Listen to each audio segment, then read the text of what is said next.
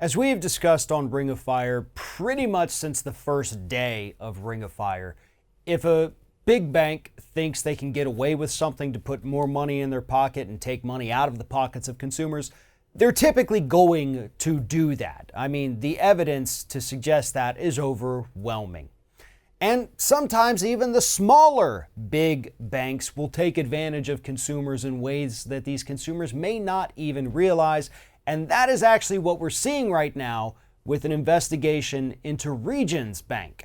Joining me now to explain what's happening is Scott Hardy with Top Class Actions.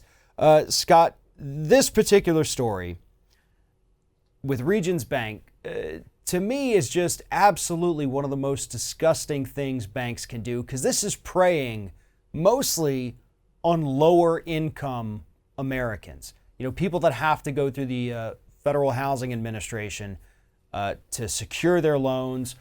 Typically younger people in many instances. They don't have credit. That's why they have to go through FHA, low income people. And Regions Bank, so far what we found through the investigation, appears to be ripping them off.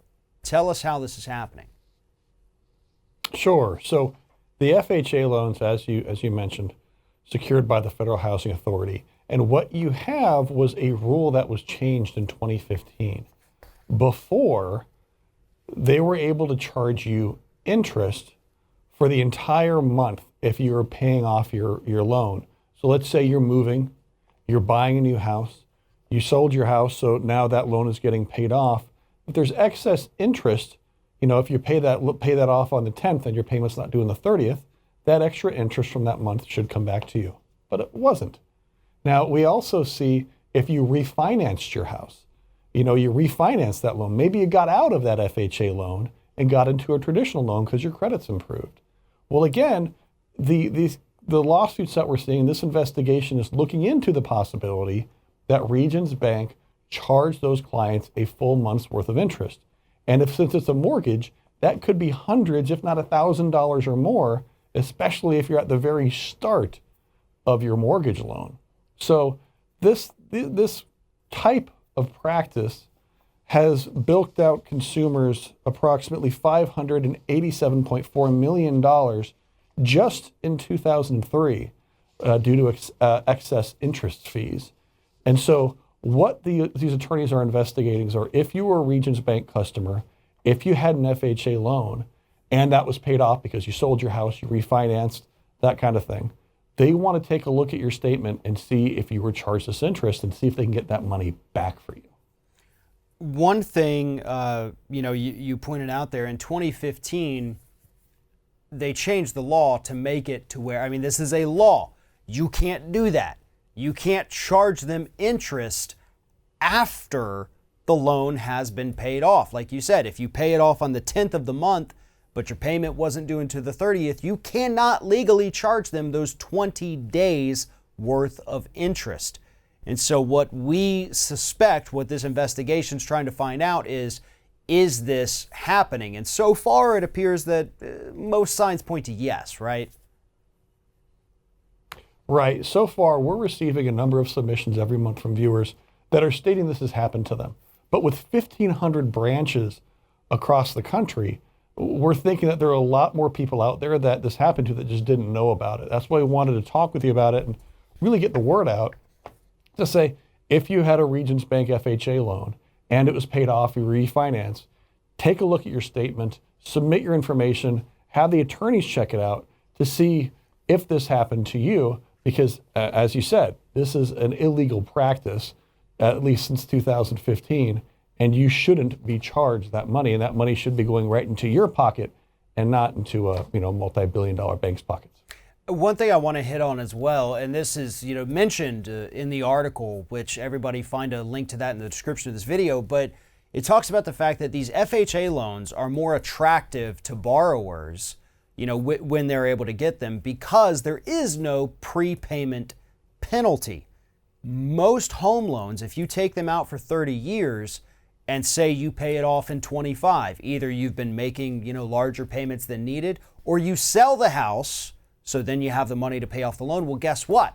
A traditional loan is going to charge you a penalty because you didn't hang on to it for all 30 years. They didn't get 30 full years worth of interest for you. FHAs do not have that. And so that is why for many people these can be more attractive. You know, I'm only planning on being in this house for 10 years, so I don't want to have to pay a penalty. I'd rather go through FHA. So there could be a lot more people that, went with these FHA loans through a Regions Bank. And so they need to be aware that they would also, qualify for this. But again, the practice of those prepayment penalties, it's not illegal, but it is a pretty dirty tactic by these banks. Like, we're going to make sure we squeeze every penny out of you as long as we can get it. If you're not going to pay us interest for 30 years, then we're going to slap you with a penalty to make up for the money that we, the bank, lost, even though we've already made tens of thousands of dollars off of you paying your mortgage payment every single month. Exactly. The banks are making just money hand over fist for those of us who are making our interest payments, our mortgage payments on a regular basis. We're not defaulting, we're not foreclosing. They're making money hand over fist. So it really stinks that you get penalized for either paying off your loan early or just refinancing your loan.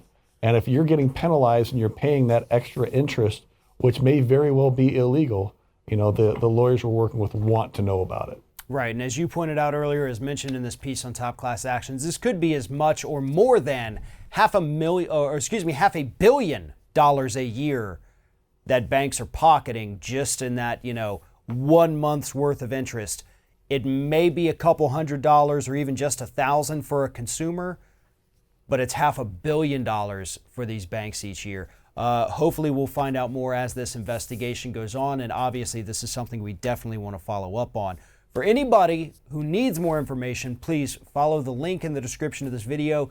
Go read up on this investigation, see if this is something you may have been a victim of. And while you're there, sign up for the weekly Top Class Actions newsletter. Has all of this information and more delivered right to your inbox every week. Scott Hardy with Top Class Actions. Always a pleasure talking to you. Thank you. You're welcome. Thanks for your time, Farron.